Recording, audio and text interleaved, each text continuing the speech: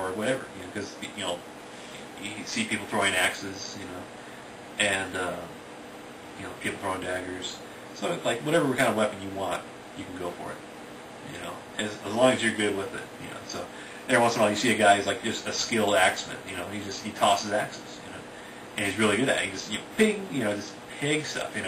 And he'll set up like on a log, tall enough log, whatever, and set up some stuff, some fruit, whatever, on top of the log, and it'll be about human height, and he'll just bam, he'll hit it, he'll ping it, every time. He'll just knock stuff off, and he'll do it to the wood, and he'll line up, the axe heads in a certain way, and just bam, and then he would throw daggers, and maybe even throw a sword, and the guy could just do stuff like that, and he'd offer his services too, and the local captain would be like, nah, man, thanks for the entertainment, hey, here's a coin, thanks. So by the way, tip your entertainers. But otherwise, like, yeah, and that's kind of what the guy did. He's just an entertainer by that point, and he's trying to sell his skills, and hopefully, like I say, he'll get a buck. But that's kind of the guys you see roaming around. And these guys that travel, and they talk to those guys too. And they're like, "Hey, man, what's going on?" And these guys, they kind of like they go to the bars, spend that coin they got. They get paid actually. They get a free meal and some free drink, free place to stay for the night, and they would just talk stories, share some tales about whatever. And the kids are talking to them, say, "Well, what's around?" Like, well, there's a city, and it's a pretty big place. It's got a lot of stuff there, but otherwise, yeah, it's over there. And it's kind of like all they understood. That the guy just didn't want to talk. He's like, whatever. He's tired of talking because that's all the guy's gonna do. People are just gonna bug him for news, And so he just kind of get a little tired of people, because you have to perform for people who are ungrateful, because for other things that kids didn't give him money. So that's the other thing. It's like if the kids started producing coin, they would have understood and realized, So you gotta realize if you want something, you gotta give something sometimes. But also, it's like but they got the gist of what's going on in the landscape.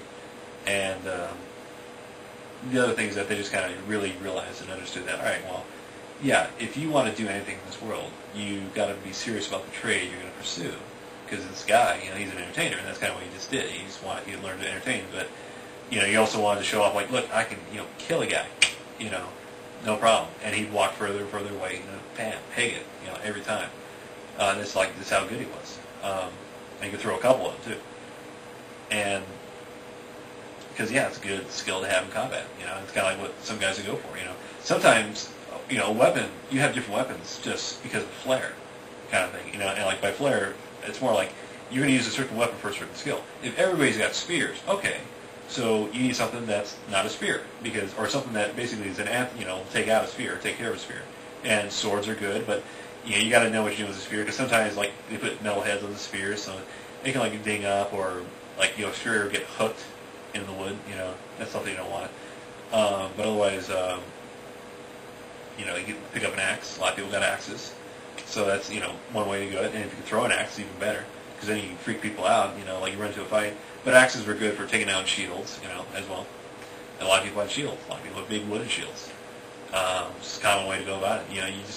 And the reason why is because you really didn't know how to fight too much, or you didn't often have much of a weapon. So the way you learned to fight was sword and shield, or spear and shield.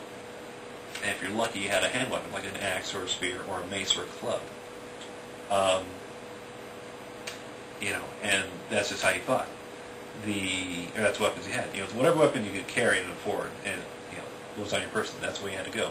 But really, that's the way of a mercenary. If you were a unit, a paid unit, by the commander of some sort, in this case, like a noble, and these guys are like they're called they're lords, and they're sirs. So like lord is like a little bit higher than a sir, which.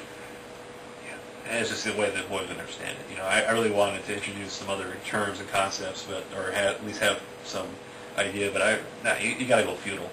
So it's what everybody understands. But they were like, yeah, just in a fight, sometimes you need a special weapon.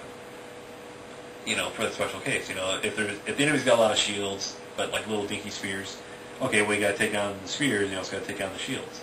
Like, all right, then you want guys with axes and guys with clubs or especially maces. Like a club with a wooden or a metal head at the end. Sometimes spike, but really like you want it, something thick and heavy and it should like smash through wood, and use it against a wooden spear to splinter the thing. And sorry, talking for an hour nonstop. I'm trying to be entertaining. That's what they understood. Like you got to have different weapons. You have to train different weapons. You have to understand different weapons. You have to fight with and against different weapons.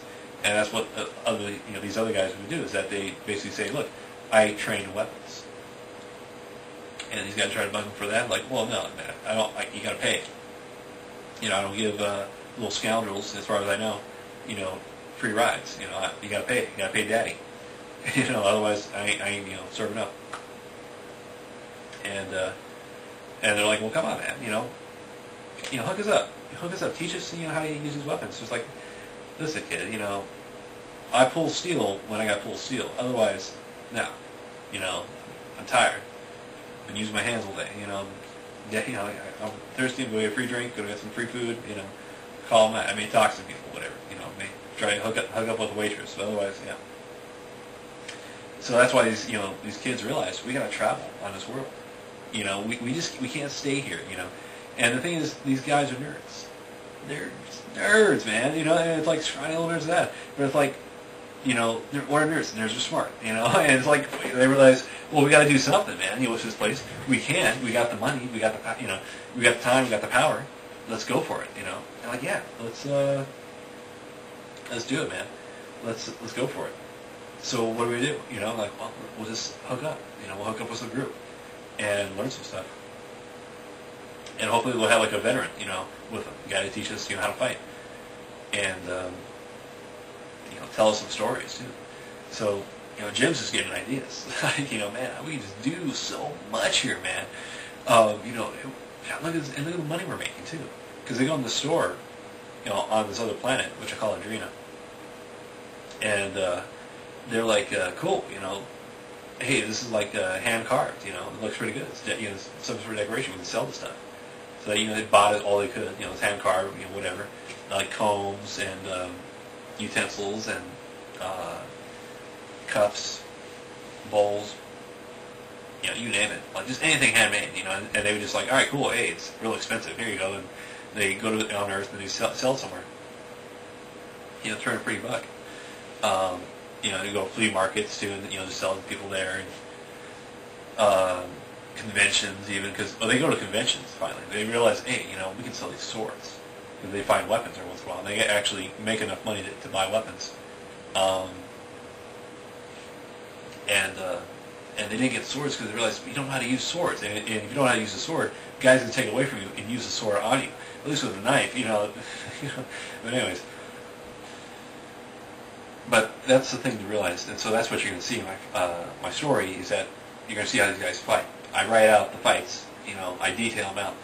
All these other fantasy literature I read, they don't talk about the fights. They gloss over it. Even George R. R. Martin, he does a decent job of at least kind of talking about what's going on in the fight, but it's really like, it's not really, I'm not really understanding what's going on in my opinion. I try to just detail out everything on the fight, on the battle, on the siege.